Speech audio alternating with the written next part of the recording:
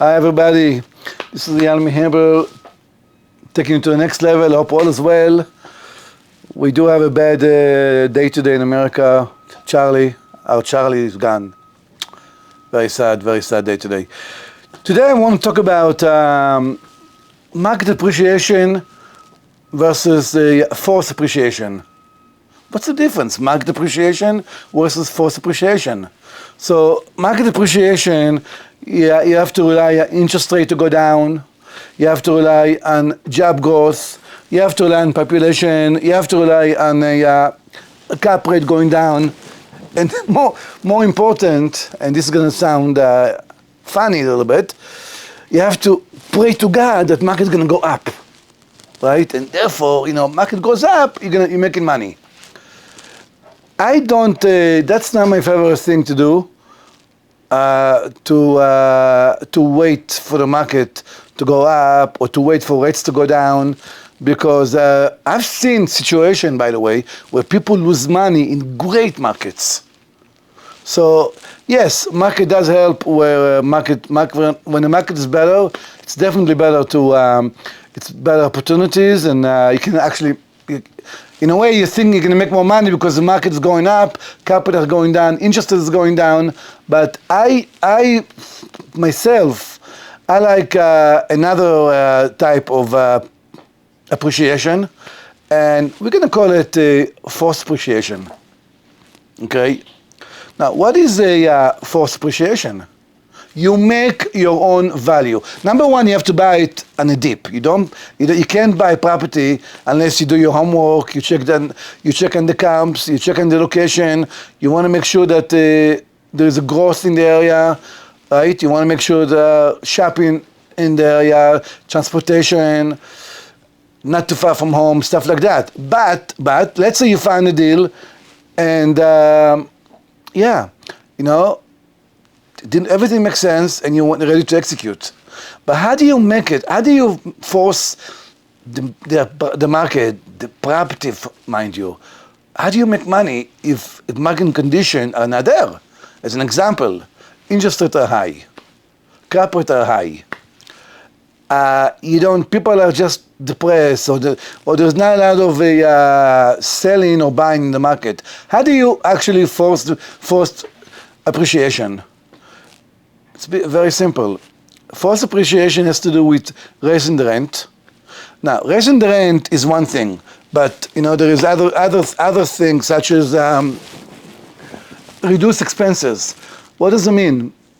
You buy a property, you have income, you have expenses. I'm going to share with you a little secret. You don't have to raise the rent. Rent can stay the same, and you're still going to be able to have forced appreciation. How? By reducing expenses. So, for example, you're renegotiating a service contract, loan contract, pool contract. Your renegotiation, other type of expenses. As an example, how's your payroll? Is your payroll too high? You need to make sure that the property cash flow with under your numbers. So, it's very important to reduce expenses, not just raising the rent. Raising the rent is a beautiful thing, it's one thing, but you also want to reduce expenses. Therefore, you hit it both avenue. You attack the thing twice. Once on income, once on the expense, and therefore your NOI will go up. And what does it mean? And before we go there, how do you improve the property? How do you improve it? For example, you put new kitchens. You put white cabinets. Let's say you go to a place and it's a nice kitchen, everything is good, there's no issue, the apartment is clean. How do you make it better? How do you add value? What about putting white counters? What about doing plaquette floors? It's really important to make the unit like a condo living type. As an example, too, maybe there's, how about amenities? Is there a swimming pool? Is there a gym? Is there security? Stuff like that really help get the value up. And when you buy a property and you want to raise rent, right? There is a big difference. So, for example, let's take an example. Let's say you're able to raise just $100 a month, okay? Think about it, just $100 a month, okay, across the board, and let's say you have 50 units. So 50 units for $100 a month, that's going to be about $60,000 a year. $60,000 a year, if you divide by 6 cap, by the way, when we underwrite property over here at EM Equity, we are very conservative. What does it mean? I'm not interested in telling you, yeah, you know what? I'm gonna buy the property today. I'm buying the property today, and in 2 years from now, market's gonna get better. So if I pay a 6 cap, I'm going to sell it at a 5 cap. I don't do that. You always want to use very conservative numbers with the idea, if you get more money, more profits, that's a bonus. So we're going back. So let's say you raise the rent $100. Bingo, $100 times 50 units, for example, $60,000. $60,000 a year, that will give you, at a 6 cap, mind you, not a 5 cap, $1 million extra in value. There you go. That's not bad. And by the way, $100 a month rent increase, it's very, very common. It's not too much. We like to do 200, 250, but then again, you need to make sure rent cannot go up without just like that. Oh, I want to raise rent. You need to do something. You need to do better curb appeal, add amenities, better kitchen, better bathroom, better flooring. Therefore, the rent will continue to go up. And the secret is, by the way, you know, let's say you did a rent cycle 1 year, and you raised the rent, and let's say you did new kitchen, new bathroom, new flooring. Now you're getting $200 more a month. So the big question is, what happened year 2? Year 2, guess what? I don't know. There's no more. The person wants to renew the lease, and there is no more work I need to be done. How do I raise rent after year 1? After I renovated the unit, I got my rent already. Now it's a second year anniversary. The tenant wants to stay. Is he getting the same rent, or am I going to raise rent? I've never not raising rent. Always raise rent, even when you don't do anything, because they already did the work in year 1. Year 2 comes in, listen, everything goes up. Your payroll goes up, contract services goes up, rent goes up. So if the average rent in the community, if the person paying you, for example, $1,000 a month, rent gonna go up for sure by 10%. If you're a good manager, of course. Always lean to raising rent. Within reason, check your competition, because you don't want to have an empty building. That's a no-no.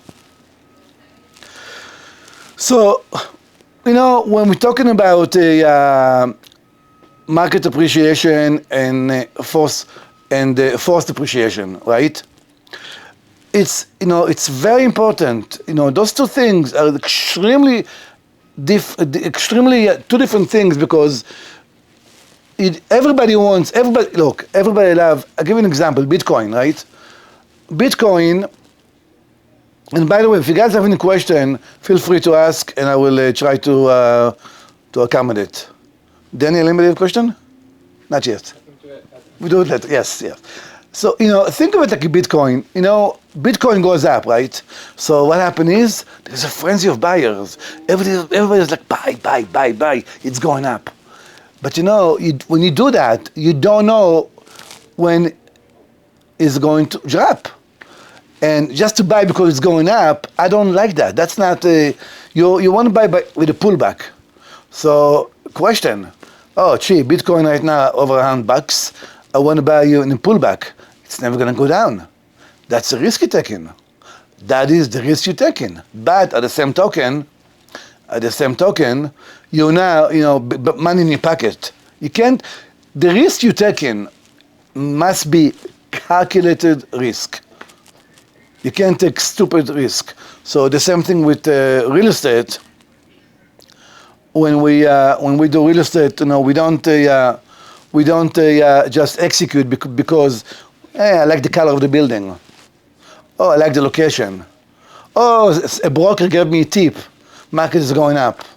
No, we have to do our own homework. And by the way, do not rely on brokers. Do not rely on attorneys. Do your own homeworks. Do your own homework, because you can't rely on somebody else making money for you. And if you make a mistake, then you're able to self-reflect and don't blame anybody else, only yourself. But that's okay. And for that matter, if you make a mistake by not buying the right real estate, you better make it on a small scale. Do not buy big property as a beginner. You're only going to start small. You're not going to start big. Therefore, when you start small, you're able to mitigate your expenses and keep them low. If someone tells you, you know what, I never lose in real estate, they are lying to you. It's like someone tells you, I have unlimited funds to buy real estate. No such thing. So if you're gonna make your mistake on small scale, not a big scale. And how do we use, again, going back to forced appreciation, right? Raise and rent. Raise and rent is extremely important. And one of the things I like to do is when you get a tenant, you must charge application fee. You must charge paid fees. You must charge back utility. If it's not separate meter, you charge back utility. Let them pay for utility. Heck, it's money in your pocket. You need to cut expenses. I know I sound like a broken record. Extremely important. Cut your expenses. For example, let's say there's a waste company, a waste management company for picking up the garbage. Shop them around. Find another company. Utility you cannot, because that's a city, you cannot control that. But a lot of time for the garbage, there are other private company that you can get a better pricing. And every dollar can make a difference to the bottom line. Every single dollar. A lot of guys lost everything, 2008, because they were dependent on appreciation, and overnight, it's all gone. And it's extremely important when come time to take profit, that's okay. My CPA of 25 years taught me one thing. Taking profit in America, it's a good day in America. And paying taxes is also a good day. Do not be greedy. If you have a property and you want to sell it, you're not going to get a top. You're not going to buy, just like you're not buying bottom, you're not buying top. In the middle, always in the middle. You buy close to the bottom and you sell close to the high. So today we talk about the forced appreciation, and we're talking about the market appreciation. In the best case scenario is where they both come together. But it doesn't happen. It doesn't happen. You need to make your own market. When we buy real estate, we command the highest rent in its class. What does it mean? That means if I'm buying a property and my property is a B class, I'm going to make sure that my rent is the most I can get from all my competition around me for its class. I cannot, if I'm in B class, I cannot compete with an A class, because that's two different animals. So it's extremely important to check your competition, check the comps before you execute. At the end of the day, real estate, it's all, even though it's a thing that you can touch, and real estate appreciate regardless. We don't buy with the idea of getting lucky. We don't buy with the idea, gee, dear God, I hope it's going to make money. I hope it's going to go up. I pray to God every day. But you can't just say, you know what, I'm going to buy, I don't care what it is, God is with me, and I'm going to make it happen. You need to do your homework before you execute, so there is enough meat in the bone. And certainly when it comes to rent, you need to make sure that the rent comes in the area are higher than the subject property. We're talking about 1970s and properties in 1960s, 1970s. And people don't like to, and then there's 80s and 90s. The trend right now is to buy 80s and 90s. People want to stay away from 70s. I don't believe in that. I believe everything has its price. There's nothing wrong with 1970. Yeah, you're gonna have more work, more deferred maintenance, but for the right price, it makes sense. So keep in mind that that's very, very important when you look at property. Everything has its price, and don't be in a rush to execute. Take your time. Do your homework. Yep. That's about it. But I wanted to, Danny, anybody else have a question? You finished the material? Yeah. Let's see. Right now, if anybody have any question, by all means. Do you, Oh, wow. do you do any of the facilities? What is that? This thing is not working. Yeah. Do you do any of the facility management in-house, or is it better to outsource? No, here's the problem. So when you do it, when you outsource your management, you rely on that person and that management company not to rip you off. And you know, I don't want to rely on luck. I like to do my own management. And by the way, if you do have, some people have full-time job, I get it. Some people don't have a choice, they have to third-party management. I don't look down on that. But what you want to do, it's a password here. What you want to do is make sure you get three estimates. Get 3 estimates before you, if there is a work order for any property, and you have a third-party management to call you, hey, we need something, a pipe burst, $10,000. No, I want to see 3 estimates, 1, 2, 3, before I give the green light. Yeah. Excuse me. Yeah.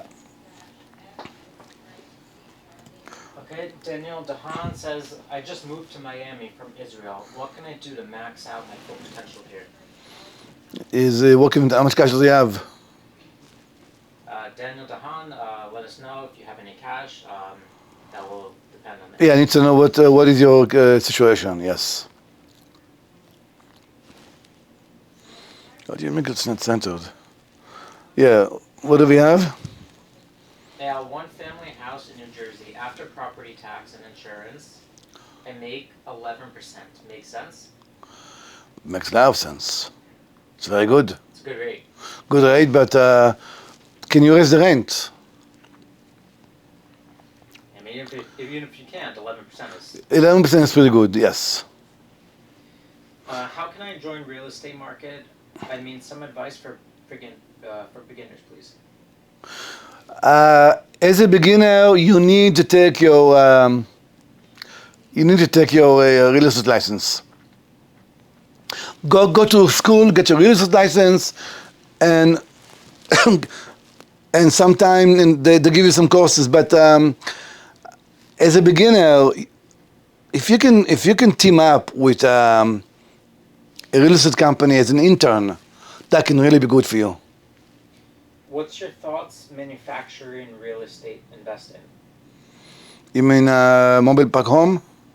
I would think so. Yeah, I don't oppose it, but in Florida it's very difficult because the insurance for mobile park home is through the roof, as you know. I mean, more specifically, he wants to know about buying and selling warehouses. I love warehouse. Look, the name of the game is multifamily. The problem with the warehouse, if you lose one tenant and you empty, you can be empty for not 1 month, 2 months, maybe even 1 year at a time, and now you got to pay a mortgage. What do? So if you insist on doing a warehouse, and if you have a triple net lease national tenant, it's a conversation. But even then, your return is going to be very low. What are the pros of buying warehouses? The pro of buying warehouses, if it's triple net lease, you don't worry about any expenses. The tenants pay their own. The tenant pay the expenses, the real estate taxes, the insurance, water, utility. Number 2, you want to make sure the tenant is triple net lease. What does it mean? That means they're personally guaranteeing the loan, the lease. And if they break the lease, you go after them. And also you want to make sure it's not very old warehouse because things happen. So if you want peace of mind, you need to a newer warehouse, not too old, national tenant, triple net lease. The bad news is your return is going to be very low. Someone asked, how can I meet with you, Eyal? I'm in South Florida, love multifamily, and would love to bring value. You can message me privately, Yeah, so you can do. Just DM us. DM let us, know right. what you're looking to offer, and we can go from there. Correct. Todd Napola does a ton of warehouse work. He's a stud as well. Tad Napola is a legend. We love Tad Napola. We love him.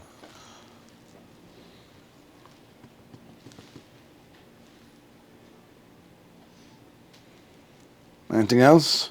You want to talk a little bit more about forced depreciation? Yeah, so we talked about, so look, guys, people ask me what's my favorite thing to do. What's my favorite market? What's my favorite market? Great market? Good market? Bad market? What's my favorite market? Me personally, I don't give a damn about the goddamn market. I'm looking for a good deal. I don't care if my interest rate is 10% or 5%. What's good is to buy a deal at 5% interest rate or 4% interest rate and I'm paying through the roof. Not good. Obviously, if you want to have market appreciation, you want to have good market condition, lower interest rate. The problem when you have that, you have a lot of buyers and very limited supply. That's not so good. So when you have forced appreciation, when the market is not necessarily, rates are a little bit high, insurance is high, so you have a situation where it's not too many buyers there because of the it's difficult to make money when you have forced appreciation. Only a very good operator can make money in forced appreciation. And how do you become a good operator? By buying a small property, make your mistake on a small property, and then you grow from there.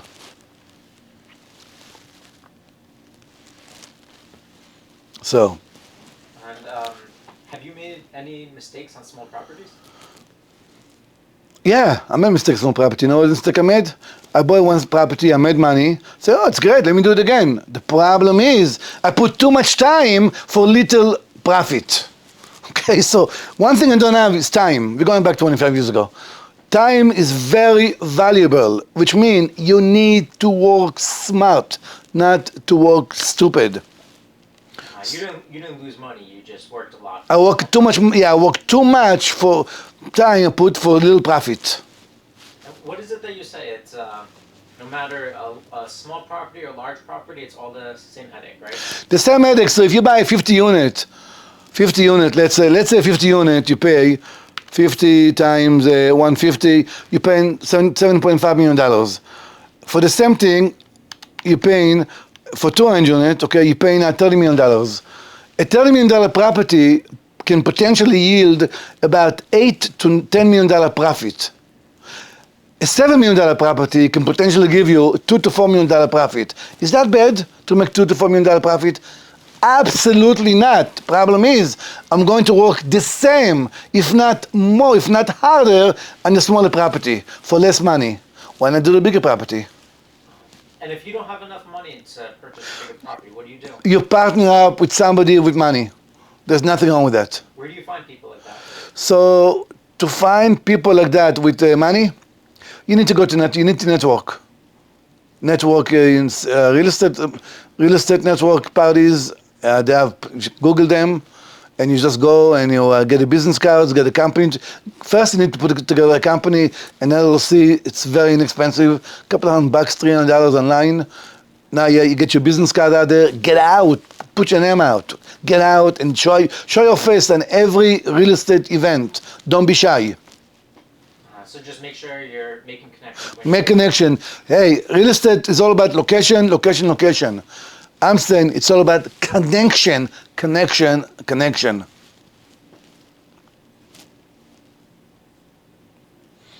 Anybody else? Yeah.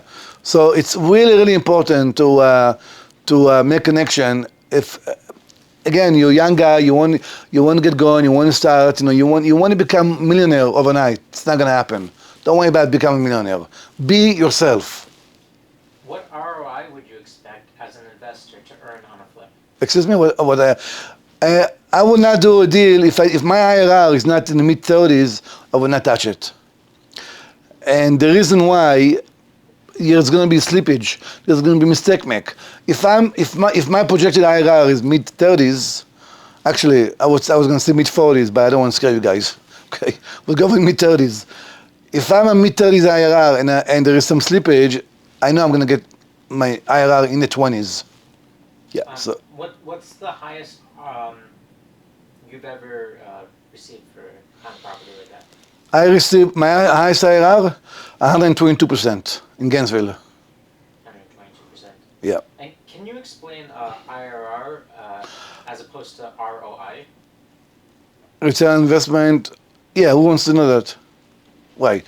So look, when you buy a property and what's important? What's the number one thing right now after you closing, or when you underwrite a property and you're going to closing? Get back your down payment. Everything else, I don't care. It's profit, it's a bonus, it's fine. I want to recover my down payment while I'm still owning the property. How do you do that? You buy a property, you force appreciation, you raise the rent, stuff like that. Now you bring value. Now the value of the property went up. Instead of selling property, you're going to refinance the property, get your money back, and now you have free cash flow coming in. But the question is, what is the good IRR, or how do you calculate IRR? It's very simple. If your down payment for a property is $1 million, now do you want to get for that $1 million? Do you want to get 5% a year? How much is 5% a year, Daniel? $1 million, it's $50,000, right? It's nothing. You're not buying a property to make 5% a year. You're buying a property to make about 20% a year, 30% a year. So let's say you buy a property for $1 million, and then a year down, 2 years later, you sell for $2 million, right? You made right now 50% on your money. That's pretty good. When we talk about forced appreciation, are we able to do it in the span of 1 year, or how long does it usually take? I'm the greatest time on the beach. 1 year. 1 year, that's it. Right away, you come in, listen, you close on the property, you gotta come in, okay, as a hurricane. Big force. You don't wait. Go hard or go home. Go hard or go home, but you put together a team before the closing. You don't put together a team after the closing. Before the closing, you put together a team for management, to operation, right? To renovation. Where do I get my kitchens? Where do I get my flooring? And you put together a list what the property needs. So during that time, the 60 days you have, you can put together a very good plan to execute day one of closing. Okay, so when you buy a property, Can I have my drink? Sorry. And you want to increase the rent from Right. $1,200 to $1,500, would you do that periodically every 3 months, every 6 months? To be more specific. Right. So when I buy a property and the average rent, thank you, is $1,200.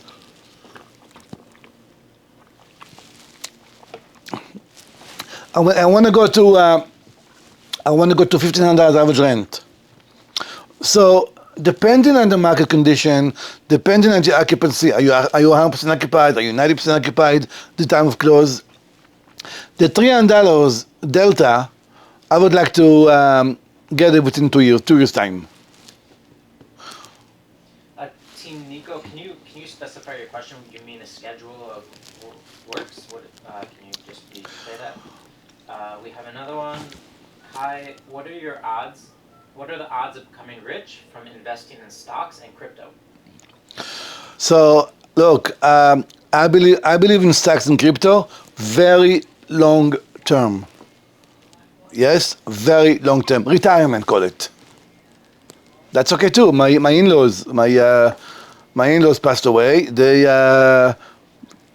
were making about. I can't imagine. My father-in-law was making $30,000 a year. New York fireman, $30,000 to $35,000 a year. Can you believe it, Danny? He retired as a millionaire Investment, investment, investment. So some people are smart. They know where to put the money. The problem is, do you want to make money in 30 years? Or you want to make money now? It's true. We want to make money fast. We want There you go. to mess up when you're young. That's make exactly. money when you're younger. That's exactly right. When you're renovating or constructing, you create a schedule of works, and the programmer creates a timeline and a cost schedule. Yes, I do it before even closing the property. Eldar Bug says, "Hey Ayal, great having you live again." How are you? Well, guys, we're going to go live every single day, God willing. Every single day, we're going to go live between 12 and 1 o'clock. And it's going to talk about, every day, we're going to talk about a different subject. Today, we cover market appreciation versus force appreciation. Tomorrow, we're going to have another subject. Every single day, another subject. And if you still have any question, you're going to DM me privately, please. Someone wants to know. We do 40 units. We don't do really anything under. What would you say? 200 units usually. No, we don't do 40 units. We have 200, 300 units. Yes. Okay. Did you answer Nico's question about renovating construction, a schedule, programmers? Yeah. So doing first of all, depending on the complexity and the size of the property. Number one. Number two, the lender wants to see a schedule, right, of a renovation, because you want to potentially. Yeah, I'll have to finance my renovation in the loan. So when I buy a property, right, we put together source and uses. We're gonna have another conversation, another seminar, another class about it going live. So you want to be able to have a game plan, what going to get repaired, how much you're going to invest in the property, kitchen, bathroom, flooring, and then you want that money financed by that lender. So the lender wants it, and then you want to see how much, get estimates throughout the time before you close the property during the inspection period. Okay. And Joshua's asking, what's the biggest interest rate a year in investing? I mean, what business which I invest in will get me a good interest rate per year? So you need to be between 6 and 7. Right now the rates are going to be for bridge loan 7.5%, and that's another one going live. The different kind of loan, but yeah, I would say 7.5. That's where you're going to be at right now. Yeah, I mean, guys, it's always good to invest in properties, but I'm sure Eyal, as you can speak about this, it's always just as good to invest in yourself, and you want to put your money where it's gonna grow. Yeah, you don't want. Listen, the stock market is great, but it's very long term. Risky. Risky if you don't know what you're doing. Yes. Hey, y'all, let's just say a red state like Georgia, and suddenly it became blue. What happens to the real estate rules, or something similar? Number one, it's not suddenly, right? You got to be aware of the news, right? Number two, providing you're a good operator and you run a good shift, right? And you have a good people, you have good tenants are happy, you're taking care of them. So I don't know what they're going to do, but potentially if red become blue, you might have restriction on rent going up. Yeah, that's not going to be good. But it's not going to be so fast. Do you believe that would motivate people to move out of the state? To do what? Would people move out of the state if it transferred from red to blue? Yeah, there's a big exodus from New York to Florida because of the situation and the politics. Mm-hmm. So a lot of people they are moving from blue to red, absolutely. So they would move, and then the Democrats would come in and fill those spaces. Right. Okay, so do you have someone you can connect with this guy who wants 40 units? It's about 1.2 or 1.1%. How much is it? About 1.1. Where is the property? D. Lee, where's the property? Please mention in the comments. What about the S&P 500? What do you think? This is not the stock market class. So S&P 500 overall, it continue to go up. Believe it or not, the number one, the king is the Dow. The Dow is the king. Whatever the Dow does, the S&P will follow. Bottom line. So just for comparison, S&P is about 5 to 7% a year, right? Right. If you find a really good property, you can get upwards of 30 to 50% per year. If you guys want to make 5% a year, you stick to the stock market. It's not for you, real estate. I'm talking about 20, 30% a year. 20, 30%, 50%, 60%. Minimum mid 30. You think flipping is a good idea in Miami at this time, despite big inventory? If so, condos or only houses? So we don't really, so here's the thing, we're not really, we don't deal with condos, we don't deal with houses. You are absolutely right, there's big inventory. And look, if you buy a condo to flip, I don't think you make money, not right now. Well, the issue with condos now is, besides for the HOA, they have a lot of renovations that a lot of properties need now. So Oh, you're talking about the older one? yeah, to invest in a condo that's built before the year 2000 is very risky. I won't do that. Not worth it. So you would say look for a house as opposed to a condo. Look for us, yes, and It's a safer bet. And safer bed and flip it, but get out. Buy it right, put a little lipstick, get out. do you feel like condos appreciate in value, or they kind of plateau? Plateau right now. Yeah, I find that there was around 100,000 to 300,000. Yeah, unless you're talking about the ultra luxury. Yeah. And we don't invest in ultra luxury. No, you want to make There's money. no room to grow. We want to make money. No, there is room. It's luck. I don't want to rely on luck. Right. Joshua has a follow-up question. What do you think I should invest in? How much cash you working with? Joshua, how much cash are we working with?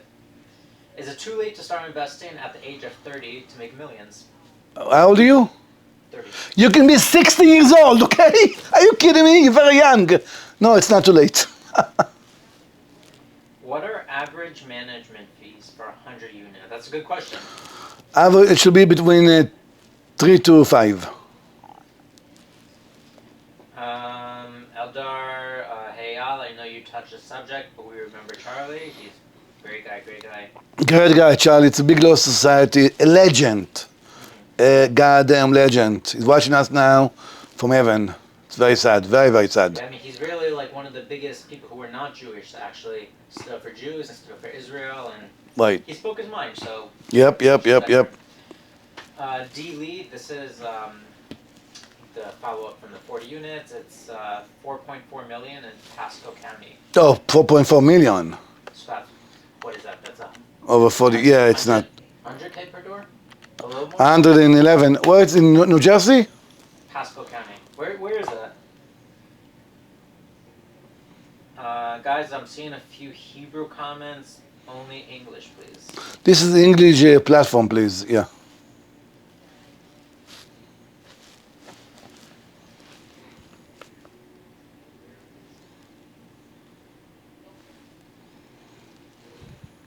Oh, it's in Florida. Where in Florida is that? Is that around Orlando area? It's not for us. No, it's not for us. Okay. Miami is great, but how safe it is actually? I'm a bit afraid. In front of Miami? I mean, don't go there 2 in the morning. No. Miami is safe. Depends where you go, but there are pockets in Miami that I wouldn't go. I mean, it really depends. Right. Like Opelika, may be a little iffy. But again, like you go to New Jersey, you go There to are pockets in Miami that you don't want to go. There's always areas in Right. So to answer your question, definitely Miami is a great area, and you should not be afraid to invest here. You just need to find the right deal, and if you have any questions on a deal, you guys can always send it to us, and we'll be happy to look at it for you guys. Okay.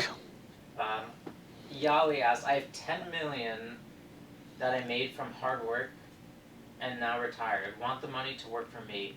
What should I invest in? Also tell him that I'm from Israel, LOL.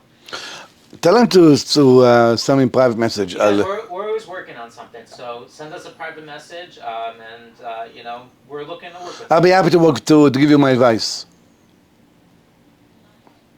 It's about an hour from Tampa. I don't know. No, it's not for us. No, it's not for. Yeah. Yali said he's 22. Eldover says, let's say downtown Miami. Is it safe there? Safe, very safe. Yeah. Safe. Good. The property by the location, time and Not Liberty City. No, not Liberty City. Yeah.